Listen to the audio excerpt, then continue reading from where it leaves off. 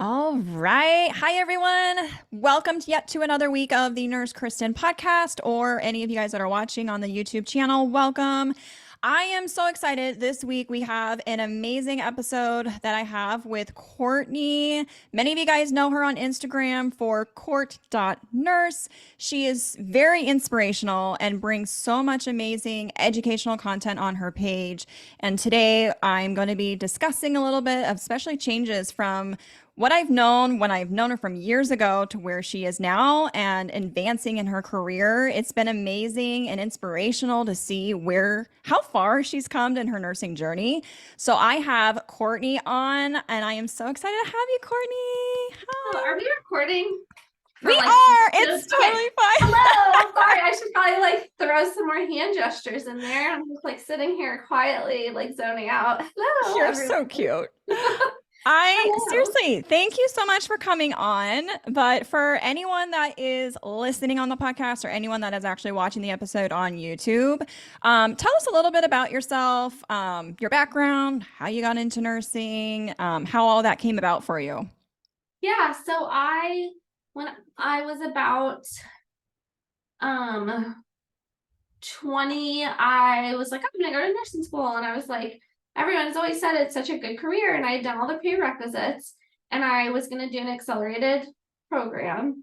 And then 3 days before it started, I was like, I don't want to do this. I'm only doing it because, in hindsight, I'm a type 3 Enneagram, so achiever, and I live off of kind of doing what everyone thinks is a good idea type thing. So 3 days before it started, I was like, I'm not going to do this. I don't want to be a nurse, et cetera, et cetera. And I put my, resignation in or whatever for the ABSN program.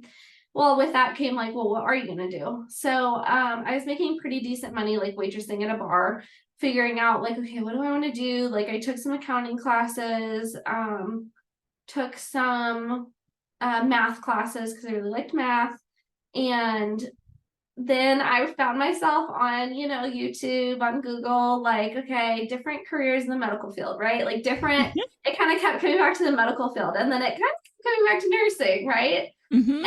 And then a year later, so I'm sorry, I need to make sure that's on Do Not Disturb, because one of my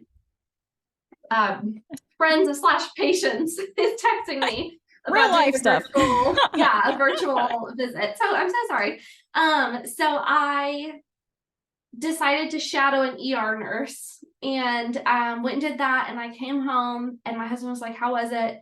And I just was shaking my head back and forth. And he's like, "Oh, it was bad." And I was like, I have to be a nurse. This is absolutely it gives me goosebumps still.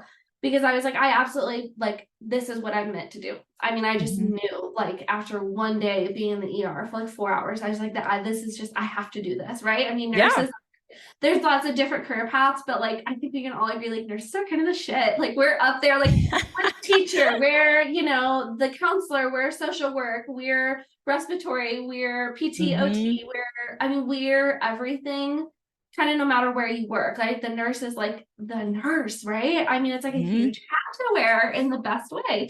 So I applied back to the accelerated BSN program, which didn't, start for another year and a half, maybe even, and got in, and then started that, had a way better plan going into that as far as money, how am I going to survive, where, how is this going to look logistically, which I didn't have a good plan the first time. And then as I worked through the accelerated program, I just fell more and more in love with nursing. And I would walk around in my capstone rotation and be like, oh my God, I'm going to get to be paid to do this one day. I just freaking loved it. And that's okay. Not everybody falls in love with it that much. It's okay to do nursing just as, a career. And, or, just hey, I'm doing this for a paycheck to feed my family, to feed myself, to, work 12 hours so I can, that's fine too. I just personally fell in love with it, and that's when I knew I probably wanted to go for more. I had never really considered going for a higher degree. I was so happy just to be getting a bachelor's degree. I didn't really think of it until they came to talk to us from the DNP program one day, a couple of the instructors, or just one of the instructors, and my nursing school friend at the time was like thinking about, applying or, looking at the application process for the DNP program, whatever. And I Mhm. was like, again, type 3, I'm like, oh, like that's an option. Like, you want to do that? Maybe I should look at doing that, And then I started thinking about more and think about, the life I want to have and the care that I want patients to receive, etc. And over the course of, the last 5 years, those things have just kind of strengthened Mhm. and pushed me kind of to keep going and whatnot. And so, yeah, I feel very blessed. That's kind of how my nursing everything got started.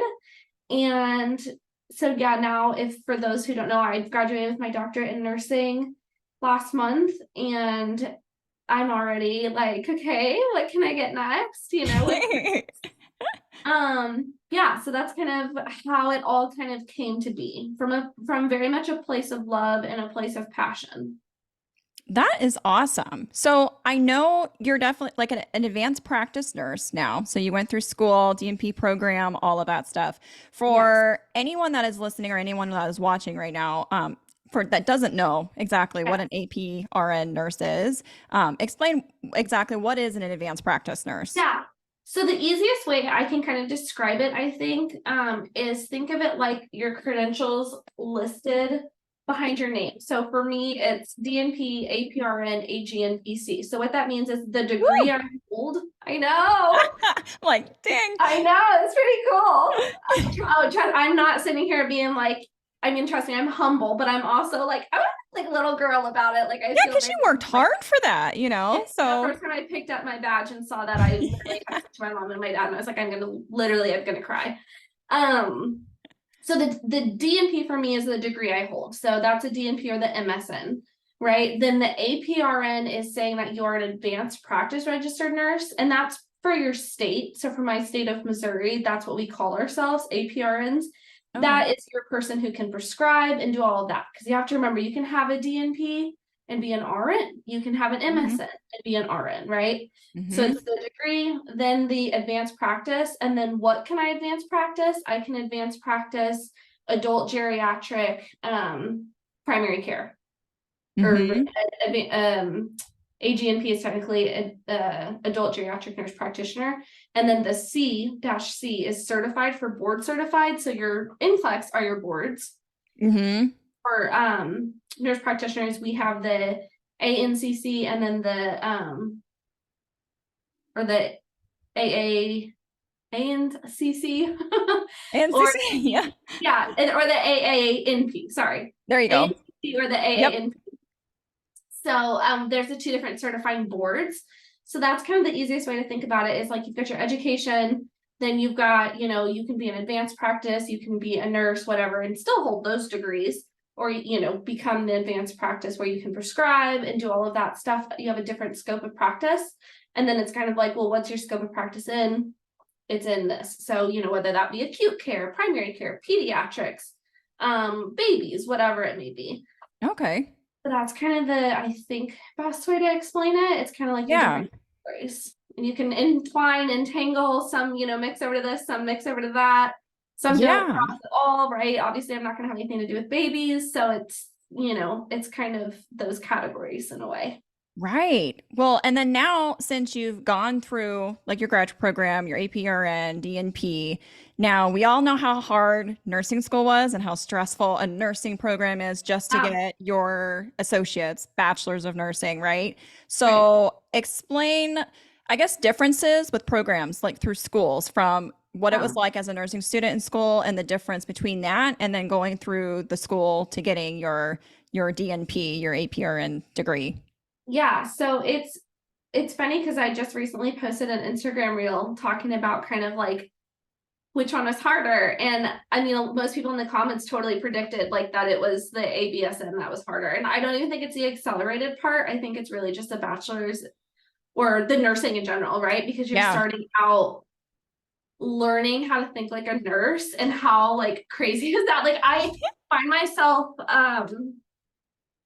having to like remind myself that these nursing students that I'm teaching now, that they don't have that nurse brain yet. You know, they don't Right. have, they certainly are smart enough and they're certainly capable, but they don't look at a patient with heart failure and think, okay, well, what is their ejection fraction?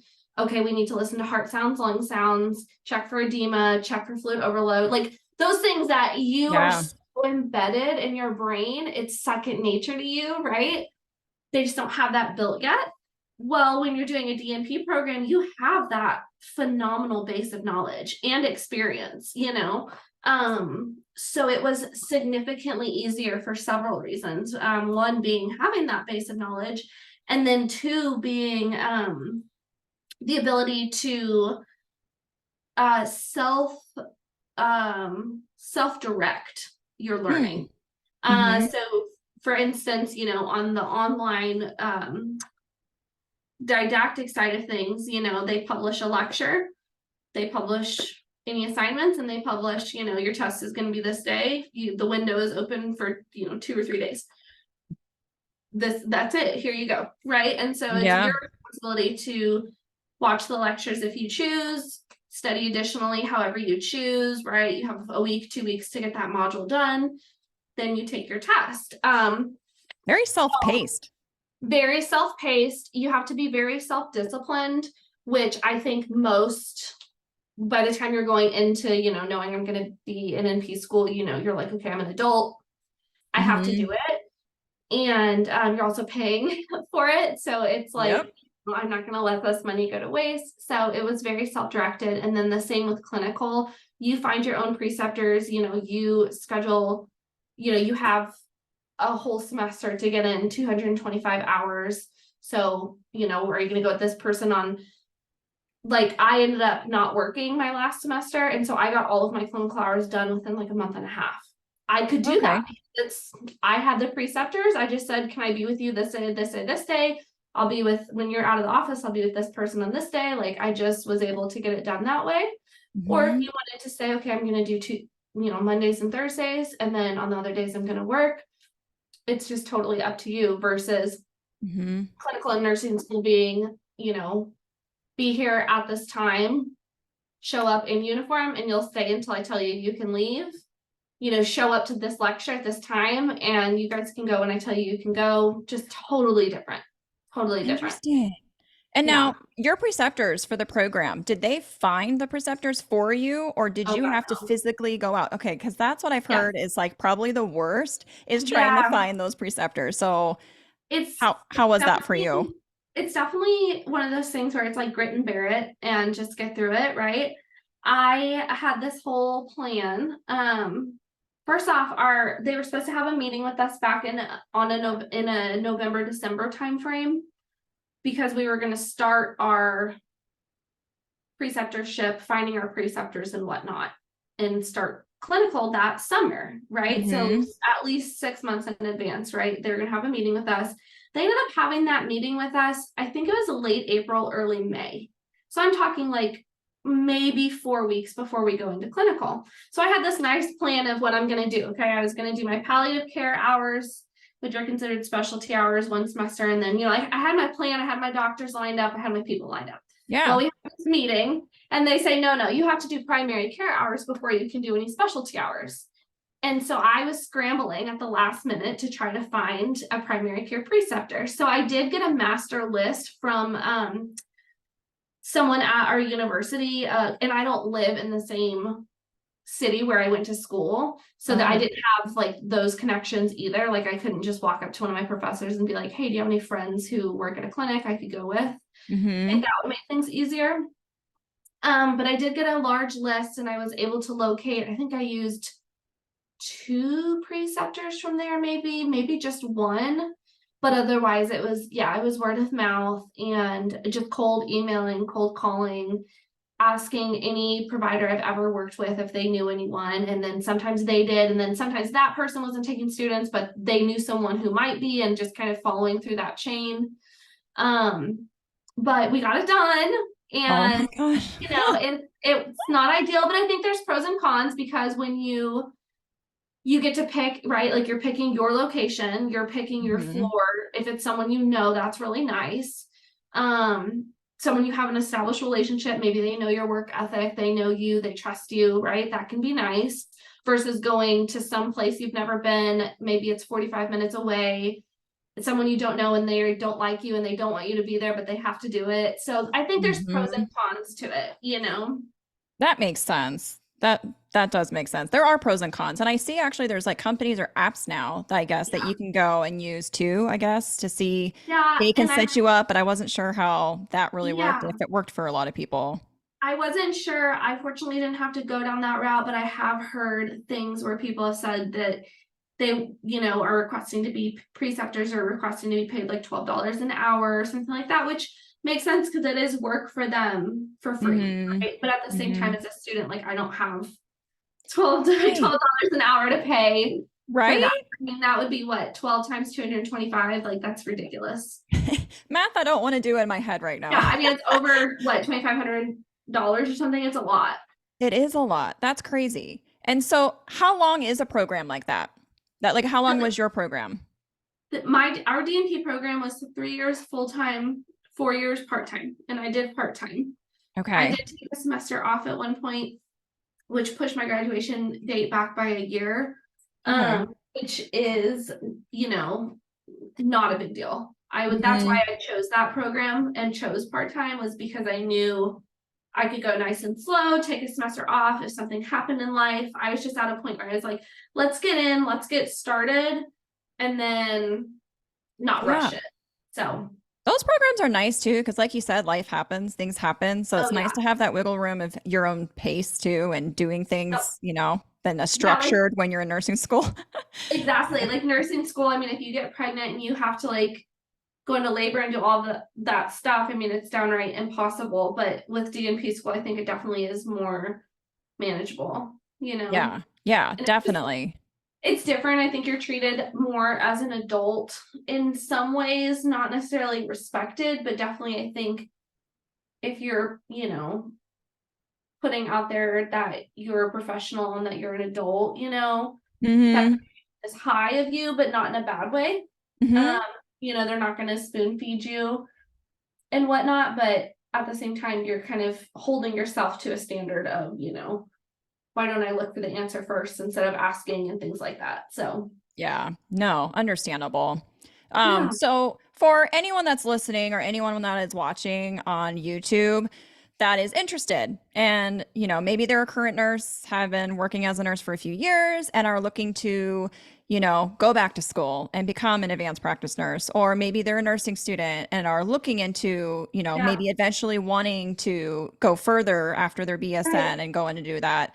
What are like avenues or what do you recommend for them to do going forward? Are there certain things that they need to do as far as where they need to work, depending, I guess, on what they want to be as far as with their advanced degree? Any volunteer work, anything, classes that they Yeah. might need to take? What do you recommend for people if they want to go through the same path, kind of like you did? So, as far as where you want to work, it really doesn't matter. Like you can work in the ICU and then come out doing primary care, or you could want to work as an NP in the ICU and you could work like an outpatient primary care. I don't really think it matters. The experience is obviously going to be vastly different, but let's say you worked in the ICU for 5 years and you're like, I know this is where I want to be, but this clinic is offering me hours that are going to allow me to go to school. No one's going to look at that and care. Um, but what I would say is figure out where you want to be. Like if you're in the early stages, figure out where you want to be. Do you want to do acute care? Or do you want to do primary care? I always thought primary care would be kind of boring because I mean I always worked in the hospital, right? Like that's the Mm-hmm. hospital was everything I knew. I love primary care. And it's so funny because I used to care about like, oh, we're gonna do skills and let's get some IVs and like, you know, when you're a Yep. new nurse, you get so excited. Someone asked me the other day, like, what my favorite thing to do in the clinic was, and I was like, I literally just love talking to people and like just educating them on their medications and like Mm-hmm. figuring out like why is there maybe not some med adherence and like what barriers to care are there, like so things that like are boring, kind of. Mm-hmm. But so figure out where you want to be. Do you want to do primary care? Do you want to be at the bedside intubating? Do you want to do, you know, CRNA school and work in the OR? if you think you already have an idea of what you want to do there, then see if you can shadow it for 4 hours, because thinking it and actually seeing, like, you may get back there and realize that, okay, there's a lot of politics involved in like the OR, everything has to be like this. And I don't think I could live like that. I, want to talk to people more or something like that. I don't know if that's true, but just an example, or you might think primary care is really boring. And then we shadow for 4 hours. You're like, okay, we did a ton of this. We did a ton of that. Like we sent someone to the ER for this. You might decide that or you might be like, okay, well, the hours are really amazing and the work-life balance is great versus, if you go shadow a CRNA, they might be like, yeah, I work 24 hours on, 24 off, like you may decide, you may learn things that you didn't know. So I would say shadow if you can. That's always a good thing. And then once you know where you want to be, start looking at programs that have those tracks and that have a good reputation. Look on their website, what's their application process like. Most everywhere is going to require some kind of personal statement, and that can kind of tie into like, okay, I want to work here because of this. But that's kind of what I would say the steps would be, is figure out like kind of where you want to be and then start looking at schools, start figuring out reputations, etc. Figure out what that cost is going to look like, figure out what the curriculum is going to look like. Is it a program where you could take a semester off if you have a baby? Is it a program, where it's like, it's 2 years, it's intense, it's all online, it's all self-taught? Is it in person? Are you an in-person learner? Are you an online learner? Those sorts of things. But figure out where you want to be first. No, those are really good points, especially the fact of seeing what that day in the life is of like CRNA, like you mentioned, like, is this what you can see yourself doing all day? I love that because sometimes people say, yeah, that's exactly what I want to do. I have my head, and some people are like, that's exactly what I do. And then others, once they get there, they're like, oh, on call. I don't know if I want to do on call. That's a lot. Right. And, so I love that advice because that's so true. It's shadow. And also shadowing can get you like a foot in the door. You'll know people too, especially if it's in the place you want to work. And that can help you too. So I love that advice. That's really, really good advice for people. So, go ahead. One thing I want to say when you were talking about that, one thing I want to say with anyone who's wanting to go into advanced practice is that and I think we talked about it on the last podcast too, but there can be a lot of negativity associated with it. I mean, I think there can be a lot of nurses kind of eating their young, kind of like, I don't want you to do better than me type stuff. I have seen that. I have heard that. I have felt that, right? And to the point where when I worked in the hospital, like I did not tell anyone I was going to DNP school. Like I did not want anyone to know, right? Still, even as a nurse, it was something I didn't really bring up. And I have been told, oh, you'll just make as much money as a nurse anyways. Or like you should just do travel nursing instead. Or it's so oversaturated, like there's no way you'll find a job. I had a friend who had to work as an RN for a year because she couldn't find anything. Well, that was not my experience at all. Okay. I know it depends on area, but I also am I graduated with 3 really good friends who have all secured jobs before graduating. Departments that they wanted to work in, right? I had 2 written ready for me to sign job offers paying double what I make as a nurse. And then I still even got offered a job at the hospital the other day. I said, well, I work in primary care. And he said, we'll teach you. He said, you'll come around with us. Oh, that's nice. And I got another email from a physician wanting me to come interview. I mean, it's just, I cannot tell you how many opportunities. This was before I even graduated, before I even had experience, That's so awesome. For anyone who is thinking about it, if it's really what you want to do and it's really what you love, and when you're all alone getting snuggled into bed and it makes you excited to think about going to school and learning and taking care of patients in a different capacity, don't just tune that out. Just tune that out. I had no idea where I was going to work, and it's all worked out phenomenally. And like I said, that's not just me, that's all my peers as well. Finding jobs that they liked, that they're comfortable with, financially what they're making, and don't let anybody make you feel like it's a stupid decision. Just Yes. out, just Stay nod. true to Yeah, yourself and what you want to do. At the end of the just day, yeah. nod and say, mm-hmm. Because it's so funny. People would come up to me and be like, oh, I thought about it, but I make just as much money now and like blah blah blah. And I'm just sitting here like, wrong audience, but okay. Like, Yeah. I'm not supposed to say that. Like, oh, Right. you're right. I'll drop out. You know what I mean? It's just it's happened to me a lot. It really has happened to me a lot. And so I just wanted to throw that out there, that if you are hearing that and it's stopping you from it, like, I mean, do a little dive into, what NP jobs are out there, but a lot of them are just connections. They're not even through going on Google and looking. So you're gonna find stuff. You're gonna Yep. find stuff. If it's what you want to do, please don't let people being negative stop you. Sound it out. Like it's just a bunch of noise that you don't need. Yeah, I 100% agree. And absolutely. what you said with connections, that's very, very true too. That's why I say, like when you Sorry. mentioned about shadowing, if you're volunteering, maybe it's someone that you know that works where you want to be, and it's just being able to shadow them, have a conversation with them, ask them Absolutely. Go questions to or coffee with anything. them. Yeah. Yeah, exactly. Because Pros and that cons of is your job. someone. Yeah, Yeah. that's like a mentor. That's like someone that can talk you through about exactly what they can expect, or, answer Yeah. questions that you might have about it. And Yeah. that's a connection. Like it really has a lot to do with connections these days, and getting your foot in the door into what it is that you want to do. So Yeah. Absolutely. 100%. So for everyone that is watching, everyone that is listening, advice, I do this to everyone that are guests on the podcast. Any advice, it doesn't have to be nursing related, it doesn't have to be anything like healthcare related necessarily, but just general advice that you would give anyone to take through from today, next week, next month, to propel them in a positive light Way. that you would recommend for them to take today. Oh, I have a couple.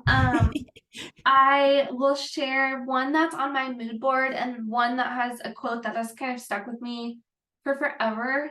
It's a clip off of Scrubs. If you remember Oh, Scrubs, Scrubs, I yes. love Scrubs. That was probably my favorite TV show ever.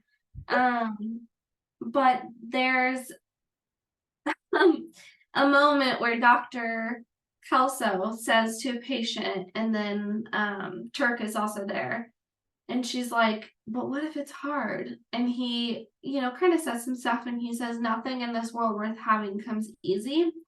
Mm-hmm. And that really stuck with me, because sometimes it doesn't mean it's hard, and it doesn't mean that we're meant to grind ourselves.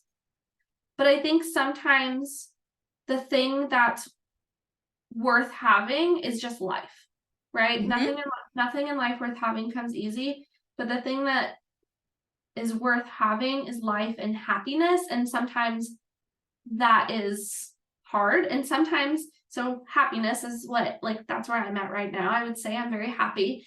And Mm-hmm. part of getting to this point was tuning out that negativity, right? And that wasn't easy. The easy thing would be to let it seep in and let it be like, am I making a mistake? The easy thing to do would be to quit. I mean, Yeah. honestly, the easy thing to do Mm-hmm. would be to quit. So the hard part wasn't necessarily, oh, I've got to study every day. I've got to study every day. It's like the littler things too. So that quote always kind of reminds me of that. And it's, like I said, it's really not, when I say it out loud, it makes me feel like I'm telling people, like, you got to grind, like you got to work for it. But that's Mm-hmm. actually not really what I mean at all. It just means a DNP is not just going to be like handed to you, right? You're not just Mm-hmm. going to wake up and start having, a 6-figure salary or whatever it is that you're wanting. Those things worth having don't come easy necessarily. And that the easy part can mean different things for different people, right? Mm-hmm. Yeah. Maybe it's moving to a different job, because you're like, I want to spend more time with my kids at home or whatever it may be. And the thing worth having was the home life balance, and the not easy part of it was leaving a position that you kind of liked but wasn't right for you. So Mm-hmm. that quote just always has kind of stuck with me. And I think it is just applicable to a lot of things, you know, like marriage is hard and it's Yeah. so worth it, but it is not always easy, you know, but it's worth having and we have to work at it. So Mm-hmm. that helped me push myself. And then I have a plethora of other quotes. Hold on, I'm gonna actually pull up my vision board. And so I have nothing worth having comes easy. I have stop assuming things aren't attainable for you. You decide that. And that always reminds me like my dream to have a hospice house. Like, don't just sit here and say, like, oh, that's not in the cards for me. Like, who, like, stop saying you can't have that. I'll look at houses on Zillow and I'll be like, that's way too, I can't afford that. You decide that. 100%.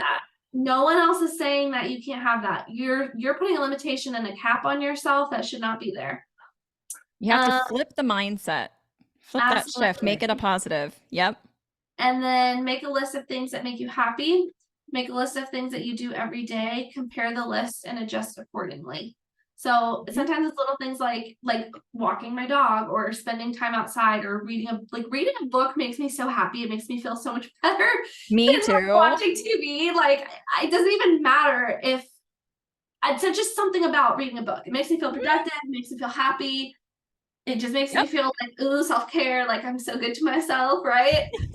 And so it's like that would be on my list of things that's happy, but not list of things that I do every day. So try to implement that. And then the last one is Buddha, and it's in the end, only three things matter: how much you loved, how gently you lived, and how gracefully you let things go not meant for you.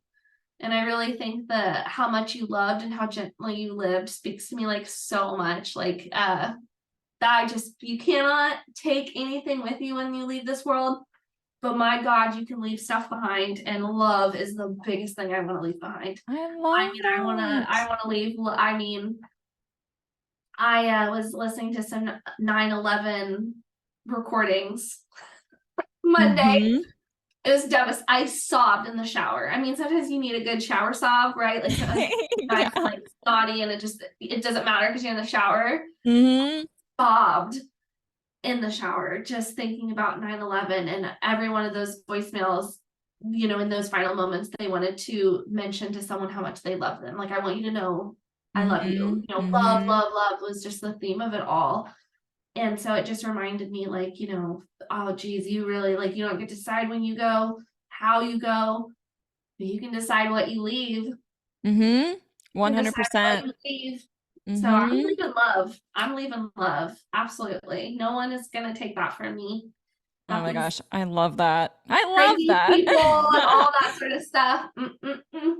Nope. Oh my So gosh. those I are kind of my love all of quotes that. All of on the my vision advice. board. And I think working as a hospice nurse, obviously, like I've seen a lot of perspective changing things. Yeah. And that's that's just love, you know. Love is like just the name of the freaking game. And if we could all shift our mindset to that, you know, it'd be Oh, I nice. know. Yeah. It's the mind shift. It's just changing things from a negative to a positive, which every time I say that negative to a positive, it makes me think of my guy Pitbull, Mr. 305, that Oh has that in yeah, his song, that from a negative to a positive, because it's so true. It's just, there's always something, even when I have a bad day, it's changing that mindset of like, okay, I'm going to think of one good thing today that I am blessed or I am happy about. Like, it is. And every day, I don't know, on my Instagram, I always do like affirmations and stuff. I'm big on affirmations, and I'm also very big on like journaling in the morning, kind of get your yes, mindset. yeah, So I always recommend that to a lot of people too, just because it just sets the tone and it just uplifts me for yeah, the day and, how I'm absolutely. feeling, where I'm at in every different aspect. So I love the quotes, and I love that you have that vision board with that, because that's something you can look at and remind yourself every day. Yeah, So I yeah. love that. I definitely I want to say, like, hey, if this is the first year I've done a vision board. Always loved them, but never like made the effort to sit down and make one. So I kind of Hmm. like my graduation corner, my like fitness and running. I really wanted to get back into running this year. And I Hmm. haven't yet, but there's still time in the year, and that's another thing, giving yourself grace. But then some other miscellaneous things, some quotes that really stuck out to me and stuff. But there was one picture that I saved on my Pinterest, and it is, I saved it to my favorites. I'll show it to your audience. And I just think it is amazing. So this is the picture I saved on, that is the Oh, picture I saved. yes. And sorry for And everyone listening, but everyone on YouTube could see it. this is me in the OR. Oh, So look that's so at cool. that person. Whoops, sorry. Yes, this person. Yes. And then that's me in the OR. Yep. Literally identical, right? Mm-hmm. So I think there's a lot of power to it. So I highly recommend, even if it's not a vision board, you know, maybe it's just a quote that you save as your background on your phone, or put it up on your desk or your mirror. Yeah. And let that seep in, and don't be afraid to ask for things, you know. Absolutely. That's definitely Don't be something afraid that to people put can on take. there. Yeah, absolutely. Everyone can start that tomorrow, and just having some sort of a visual or a quote that they can Homework. read every morning. Exactly. Homework after this episode. Do it.